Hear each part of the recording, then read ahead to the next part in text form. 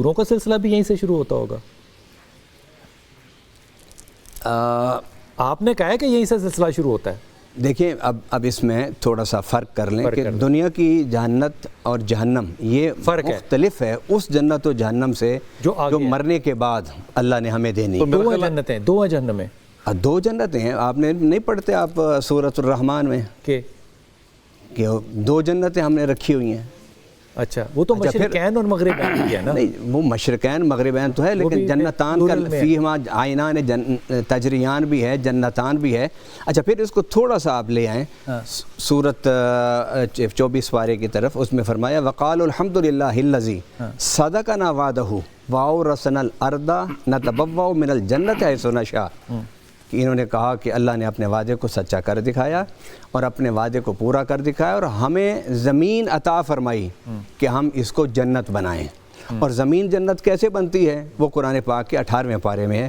وعد اللہ الذین آمنوا وعملوا الصالحات لیستخلفنہم فی الارض. کہ جب خلافت الہیہ زمین پر قائم ہوتی ہے تو اس سے جو ثمرات، جو نتائج اور جو ماحول پیدا ہوتا ہے وہ جنت نما ہوتا ہے اور زمین جنت بن جاتی ہے. اس کی کوئی مثال ہے تاریخ میں؟ نبی پاک صلی اللہ علیہ وسلم کا دور مبارک ہے. خلفاء راشدین کے دور کو دیکھیں کہ اس دور میں حضرت جنگیں ہیں. جنگ کا ہونا جو ہے یہ کوئی جنت کے منافع ہے. جنگ تو جو ہے وہ تو دفاع کے لیے ہے نا. اور وہ مسلمانوں نے جنگیں نہیں لڑی، مسلمانوں نے دفاع کے لیے جنگیں لڑیں. مثلا میں ایک لفظ جی میں آپ کو آپ نے کہا کہ پھر مثال اس کی مثلا قرآن میں ہے ان لک اللہ تجوع فیہا ولا تارا. رسول پاک صلی اللہ علیہ وسلم کی زندگی میں پتہ ہے ان لک اللہ تجوع فیہا ولا تارا وانک لا تظمأ فیہا ولا تضحی. جنت میں 4 چیزیں قرآن نے بیان کی ہیں کہ جنت میں بھوک نہیں ہوگی، پیاس نہیں ہوگی، کوئی ننگا نہیں رہے گا اور کوئی ظلم کسی پر نہیں ہوگا. یہ 4 کیفیات اللہ نے بیان کی ہیں. میں تو آقا جی یہ پوچھ رہا ہوں کہ اگر جنت نہ ہو تو میں عبادت کروں گا؟ نہیں جنت کیسے نہیں ہوگی؟ جنت تو رد عمل ہے نا. تو عمل کا رد عمل تو ہوتا ہے. یہ کیسے ہو سکتا ہے کہ آپ عمل کریں اس کا رد عمل نہ ہو؟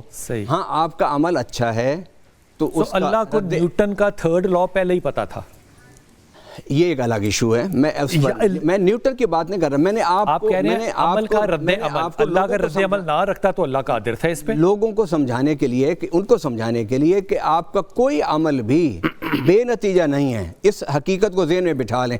ہم جو کہتے ہیں نا کہ ہم نے اب کام کر لیا گناہ کا اور پھر اس کے بعد توبہ کر لیں گے، معافی مانگ لیں گے تو اس کے نتیجے سے بچ جائیں گے، اس کے رد عمل سے بچیں گے، ایسا نہیں ہے. میرا خیال یہ ہے کہ ہمارے ہاں مسلمانوں میں جو بد عملی اور سستی اور کاہلی پیدا ہو چکی ہے اس کی وجہ بھی یہی ہے کہ ہمارے ہاں یہ کہ ہم نے ایک عمل کیا ہے وہ برا بھی ہے تو ہم اس سے بچ جائیں گے، ہم برے عمل سے توبہ کر کے محفوظ ہو جائیں گے. اسی عمل نے ہمیں گناہوں کی طرف مائل کر دیا ہے. 60 سال ہم رشوت لیتے ہیں، رشوت لینے کے بعد گھر بڑا بنا کے اس پر ھذا من فضل ربی لکھ دیتے ہیں. پھر اس کے بعد مولانا آگے بیٹھے ہوئے مسجد میں وہ کہیں گے اتنی تسبیح تو استغفار کی پڑھ لے، تیرے 60 سالہ جو رشوت تو نے کھائی ہے سارا معاف ہو گیا. تصور توبہ نے گناہ پہ ملوث کیا ہمیں. غلط تعبیر نے ہماری غلط تشہیری نے. میں وہی تو بتا رہا ہوں کہ جب قرآن نے یہ کہہ دیا کہ ہر عمل کا رد عمل ہے تو اس حقیقت کو سمجھ جائیں. آپ اندھیرے میں، آپ اجالے میں، آپ دن میں، رات میں جو بھی عمل کریں گے آپ کو اس کا نتیجہ ملے گا. جب یہ آپ اپنے ذہن میں بٹھا لیں گے نتیجہ جو ہے وہ اللہ کے قانون کے مطابق ملے گا. وہ اس کا قانون ہے نا، قانون کے تحت یہ ساری زندگی چلتی ہے نا. مثلا رب کے قدرت سے بھی کائنات چلتی ہے لیکن رب کے قانون فطرت سے بھی کائنات چلتی ہے. وہ اپنی قدرت کا مظاہرہ کبھی کبھی کرتا ہے.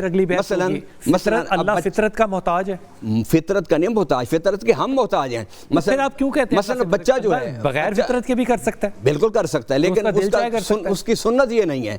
سنت یہ کہ وہ قوانین فطرت پر چلتا ہے. مثلا بچہ پیدا ہوتا ہے میاں بیوی کے ملاپ سے اور کبھی نہیں پیدا ہوتا بغیر میاں بیوی کے ملاپ کے. جس طرح حضرت مریم کو بیٹا پیدا ہوا تو کوئی وہاں فطرتی قوانین کا اختیار نہیں کیا گیا. جوانی میں بچہ پیدا ہوتا ہے اور بچہ پیدا کرنے کے ایج لمٹ ہے، آج میڈیکل بھی بتاتی ہے. لیکن حضرت ابراہیم علیہ السلام کو 95 سال کے بعد بچہ پیدا ہوا. حضرت زکریا علیہ السلام کو بڑھاپے میں پیدا ہوا. تو کبھی کبھی اپنا وجود کو ثابت کرنے کے لیے کہ تم غافل نہ ہونا مجھ سے، میں کائنات کو قانونی فطرت سے چلا رہا ہوں لیکن کبھی کبھی اپنی قدرت کا بھی مظاہرہ کرتا ہوں.